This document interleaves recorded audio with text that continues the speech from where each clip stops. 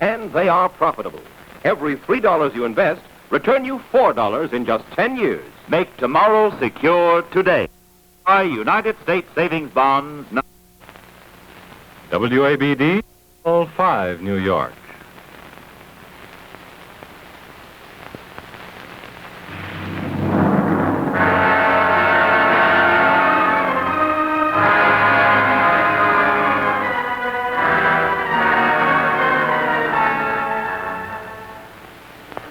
The Johns Hopkins Science Review, presented by the Johns Hopkins University and WAAM in Baltimore.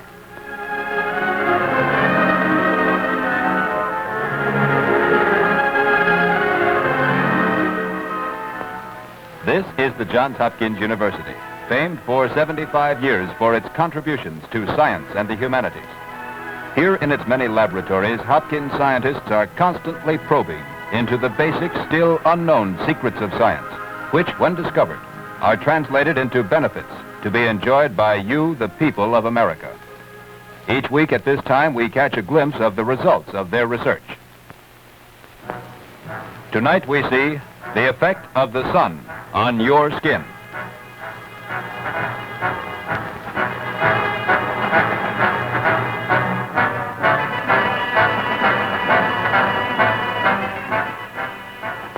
To introduce tonight's guest, here is Lynn Poole of the Johns Hopkins University.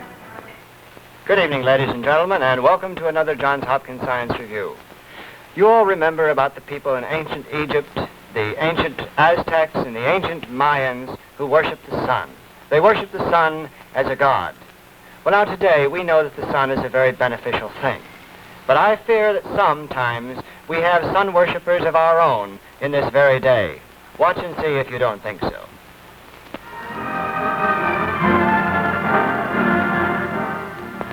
All over the country, this scene will be a common one before long. After the cold winds and snow of the winter, most of us can hardly wait to join these young people on the beaches of lakes, rivers, and oceans from coast to coast. Already, bathing suits are being shown in store windows, and many of us have already taken last year's swimsuits out of storage closets. The healthy rays of the sun will beat down on us. Head colds and the aches of the winter will disappear. But unfortunately, billions of hours of sleep will be lost this summer because millions of people will stay out in the sun too long. Sunburn will be the price many will pay for a happy but thoughtless day at the beach. There is nothing more fun and more beneficial than a day at the beach. But remember, the sun can have a bad effect on your skin. You have to beware of the sun. This is very true. And because of the harm that the sun can do us, we thought that this would be a good time to invite a dermatologist, a man who has done a great deal of work to find out what happens to our skin when the sun hits us. So it's my pleasure tonight to introduce to you Dr. Maurice Sullivan, a member of the Division of Dermatology at Johns Hopkins, to tell us about the effect of the sun on our skin. The beneficial effects of sunlight are well known and abundantly enjoyed. For example, ultraviolet light prevents rickets by converting some of the fats and lipids in the skin to vitamin D. For many years, dermatologists, skin specialists, have used artificial as well as natural sunlight in the treatment of certain chronic skin diseases, notably psoriasis and tuberculosis of the skin. In the chronic stage of tuberculosis, in the convalescent period, sunlight is often of great benefit. And there's no doubt that a warm, dry, high, sunny climate is of advantage in some chronic diseases, respiratory diseases, allergic diseases, certain types of arthritis. The majority of Americans today have come to regard a suntan complexion as a sign of health, as a sign of physical affluence. However, all of the effects of sunlight are not beneficial, as we shall show you tonight. Some of them are distinctly harmful. There are many diseases which are caused by the sun. There are some diseases, such as lupus erythematosus, which are aggravated by the sunlight. So it is just as well to learn something about the harmful effects as well as the benefits of the good old sun. Now, in any discussion of the relation of the sun to your skin, we should take into consideration some of the complexities of the solar spectrum. Now, we don't have time enough to go into great detail describing the solar spectrum, but just in general, it is a representation of the rays of the sun, which is physically represented in different colors: ultraviolet, violet, blue, green, red, and infrared. Now, these are polychromatic wavelengths, and they act as a whole. Now, all of these wavelengths have different effects. For example, if you pick one out of the ultraviolet spectrum and examine it as a monochromatic, a one-color wave, you will find that it has different effects than if you pick one of these waves out of the infrared spectrum. The infrared spectrum produces heat. It is the only type of ray from sunlight which penetrates into the skin and below the skin. All of the other rays are stopped in the superficial layers of the skin. Now, in the spectrum, in the ultraviolet spectrum, somewhere in this region between about 2,900 and 3,200 angstrom units, the most biologic activity is exhibited. In order to appreciate what we mean by biologic activity on the skin, it's necessary to draw a little diagram of the skin. I will draw a diagram here which would represent the skin as it appears under the microscope. Roughly, the skin is divided into layers, and the topmost layer of the skin consists of a group of flattened dead cells. This layer of flattened dead cells containing no nuclei is known as the stratum corneum, meaning the horny layer. C-O-R-N-E-U-M.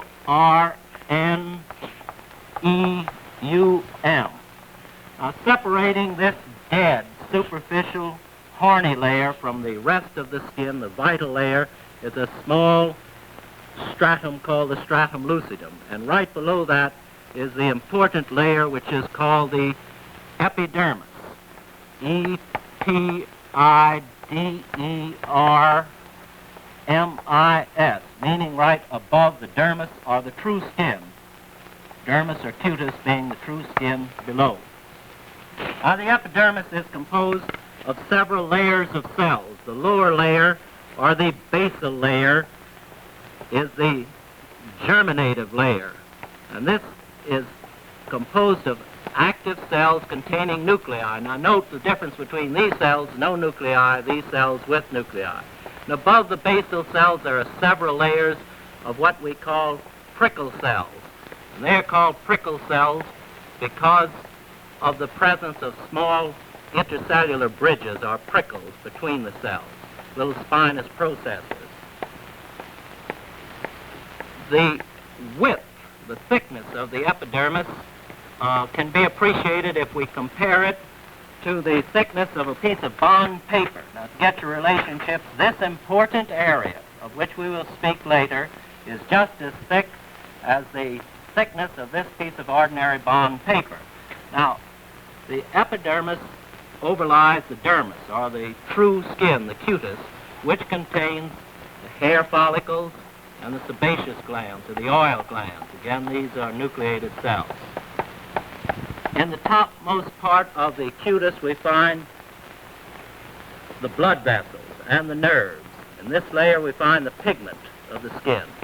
And down below, we find the sweat glands, which travel by sweat ducts up to the surface of the skin.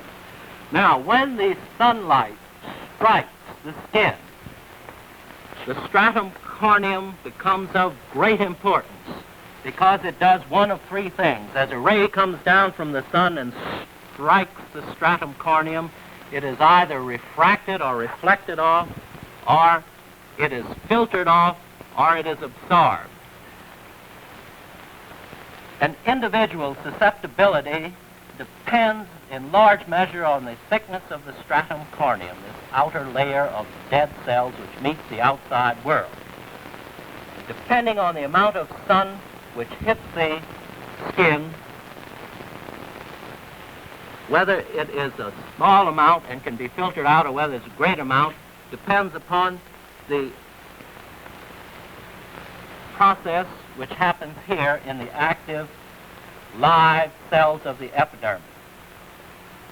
Rays of sun, ultraviolet rays in the spectrum between 2900 and 3200, which are not filtered out by the stratum corneum, come down into the live cells of the epidermis and unite with the proteins in the cytoplasm of the cell and with the nucleic acid in the nucleus of the cell. They form a chemical combination, and this results in the elaboration of a substance called a dilator substance, or a D substance. Now, the blood vessels in the true cutis are constricted, normally constricted, and this constriction is controlled by your hormones and your nerves. Now, when this D substance is released as a result of injury by this ray which gets through the stratum corneum into the epidermis, the dilator substance releases the control, the hormonal and nervous control of these contracted vessels, and they open up. And in opening up, they pour out blood. And that is what we mean by erythema. That is the first stage of sunburn, the erythematous stage.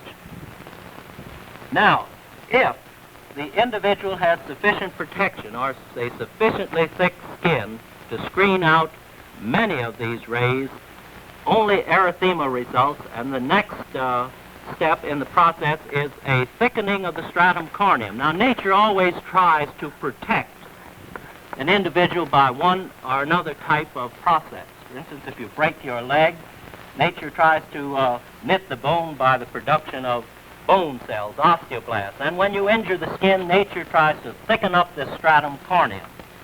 And in thickening it up, then it produces a bigger filter, and subsequent exposures to sunlight do not produce as much damage to these cells and as much elaboration of the D substance.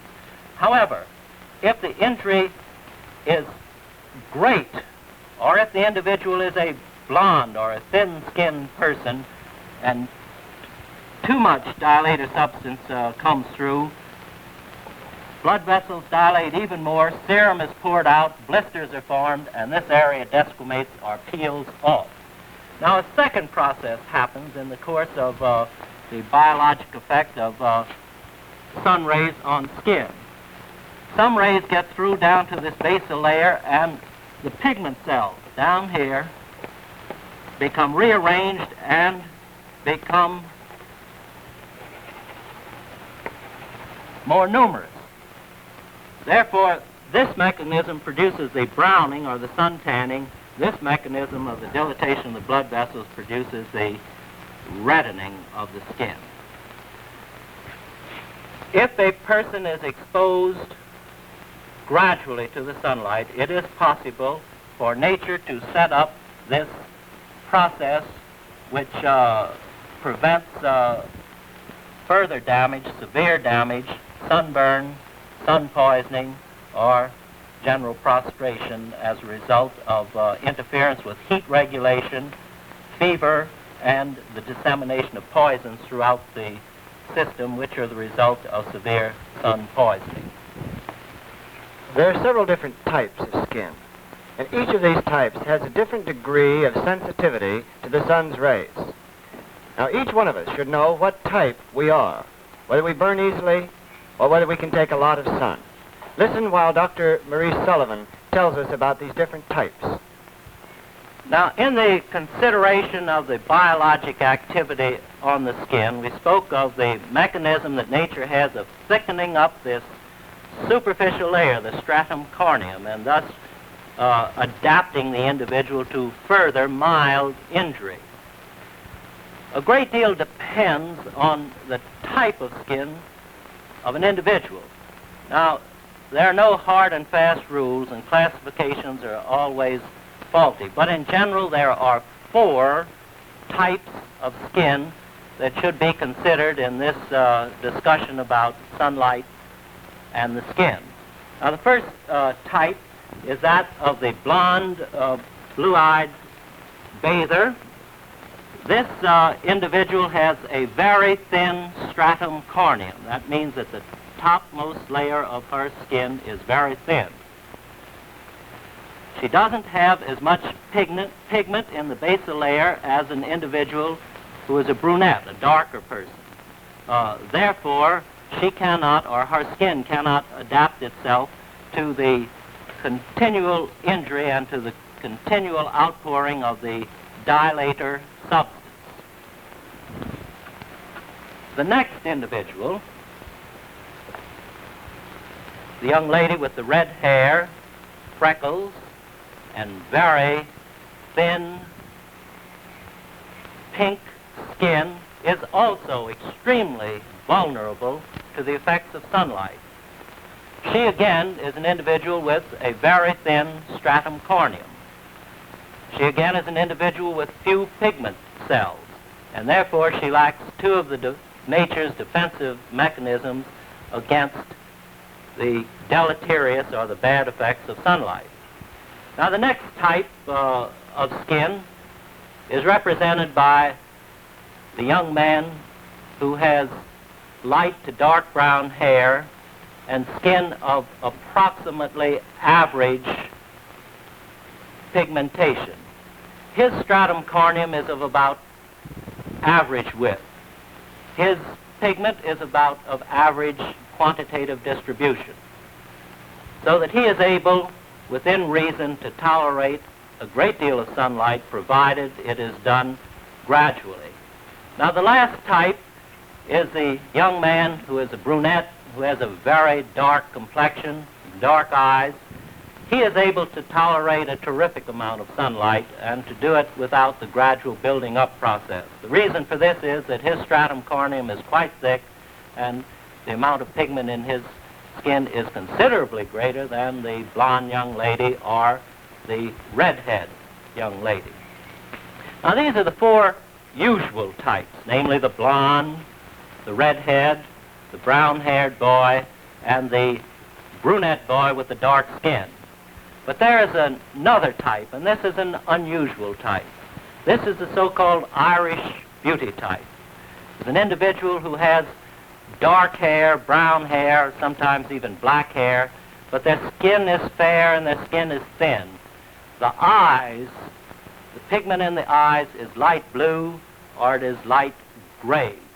Now, this is a very deceptive type because such an individual, this Irish beauty type, has a thin skin and particularly a thin stratum corneum or outer layer of the skin.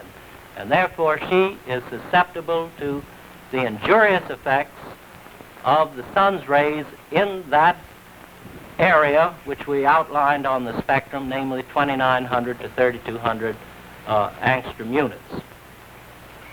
When exposing ourselves to the sun, there is one thing that we must remember, that the sun can be more harmful than just producing a nice sunburn. It can produce rather serious diseases. And I think as you watch Dr. Sullivan, you will find that this disease that can be caught from the sun is geographically located. Now, there are many diseases which are caused by the sun. There are some diseases which are aggravated by sunlight. Now, one disease which deserves consideration is skin cancer. If we study the prevalence of skin cancer in the United States, we will find out that as you travel from the northeastern part of the United States down south into the southwest, into El Paso, into Phoenix and Albuquerque, that you can draw a beautiful line which parallels the increase, in which the increase in skin cancer parallels the number of hours of sun per day in respective cities. We've listed a number of representative American cities in this chart, and you will note that the prevalence rate for skin cancer starting in Detroit and Chicago is about 24 or 25 per 100,000. As you come down into Pittsburgh and then into Philadelphia, Baltimore, Washington area, it increases. And as you reach New Orleans, which is just directly south of Chicago, the increase is five-fold. Now, that doesn't mean perhaps that there's 5 times as much sunlight in Chicago as in New Orleans. But it does mean that in Chicago, with its cool climate, people are not exposed as frequently on bathing beaches and in parks, and there is abundant opportunity in New Orleans for sun exposure, so that there actually are many, many more hours of sunlight in New Orleans than in Chicago, accounting for the increase in skin cancer in that southern city. As you go farther out west, you see into Dallas, the increase is still higher. Now, there are many lines of evidence which converge in this group of data to prove absolutely that sunlight is the chief cause in the production of skin cancer. For example, if you study the incidence, the prevalence of skin cancer in England and compare it with the prevalence of skin cancer in a certain area of Australia, you will find that the incidence in this certain area in Australia is 5 times as great as the incidence of skin cancer in England. And that's very interesting because the same racial stock inhabits this particular area in Australia as inhabits England.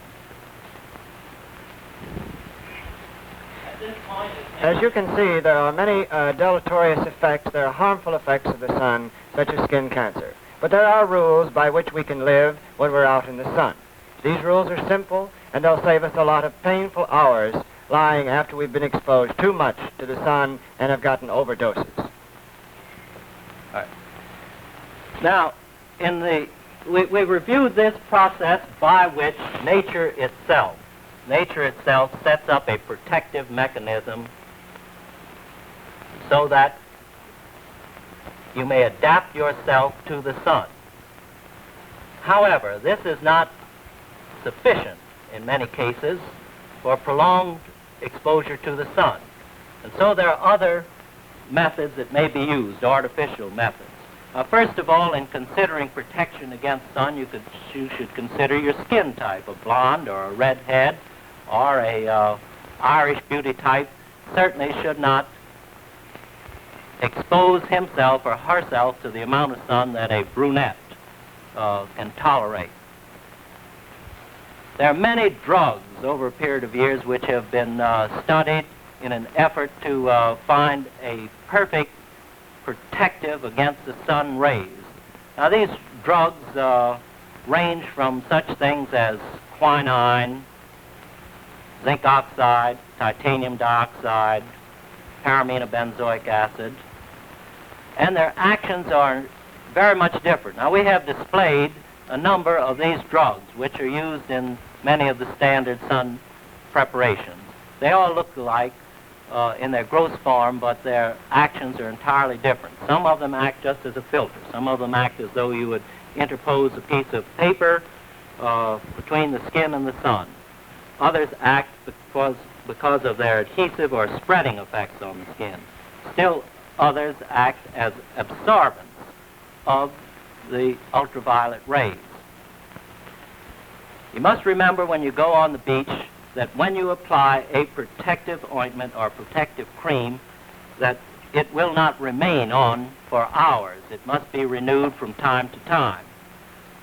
You must also take into consideration that there are various things in the atmosphere which interfere, which screen out sun rays. For example, dust in the atmosphere, clouds, water vapor, all act as filters which serve as partial protection against the injurious effect of sun rays. Sometime you may have noticed that while in swimming you sustained a severe burn. You thought you weren't in very long. Well, the reason that you sustained this severe burn is because while you were in swimming and immersed partly in water, the sun rays came down both directly on you, and also they reflected off of the sun, and you got a double dose of the sun rays. You got the direct rays and you got the rays off of the sun. So you must consider the climatic conditions, your skin type, what previous sun exposure you have had, and if you will take all of these things into consideration, you can achieve a perfectly beautiful tan and not burn your skin. This skin of ours that we have is not a very thick thing. It's something that we must watch very carefully during the summer when we're out in the sunshine, on the beach, working on our gardens, mowing our lawns, or wherever we are. The science of dermatology has learned a lot about the skin. It's learned a lot about the effect of the sun rays on that skin. But in the final analysis, it's up to us to watch ourselves this summer. From what you have seen tonight, I think it might be a good idea to take stock and find out exactly what type you are. Are you a blonde? Are you a redhead? Are you the Irish beauty with the black hair and the blue eyes? If you are, watch out this summer. Take it easy in the sun. Take the sun a little bit at a time. If you're the dark type, you may get away with it, but also watch very carefully. We're delighted to have had Dr. Sullivan with us tonight. We want to thank him for giving us this presentation to tell us what effect the sun will have on our skin, and thank him for his advice. We should watch out for ourselves this summer when we're on the beach.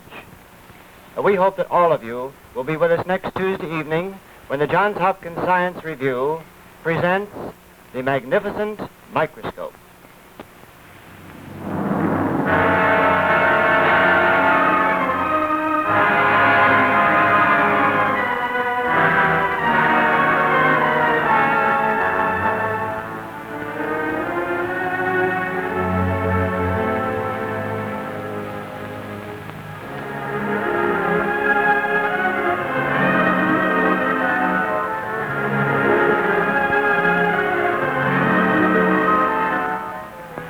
Next week, an invention hailed as one of the greatest developments in modern times for biological and medical studies will be shown to the public for the first time. A new microscope using a tiny television camera will push back the boundaries of the visible and reveal live cells never before seen. Be with us to see the workings of the magnificent microscope.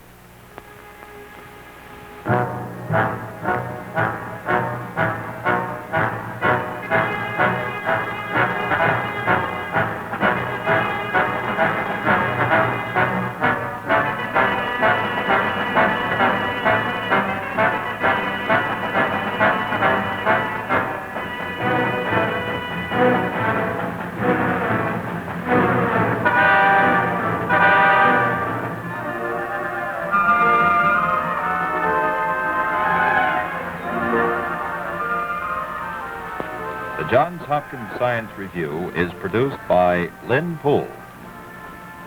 Directed by Anthony Farrar.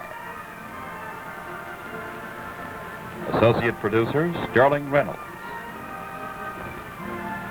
Settings by Barry Mansfield. Your announcer was Joel Chaseman.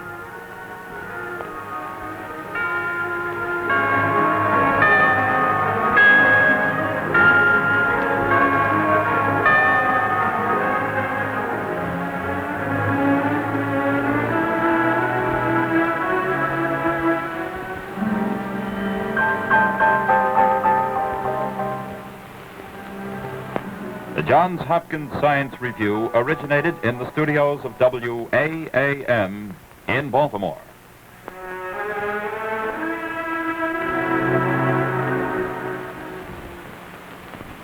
This is the DuMont Television Network. Good health is largely due to good food and for time food favorite, protein.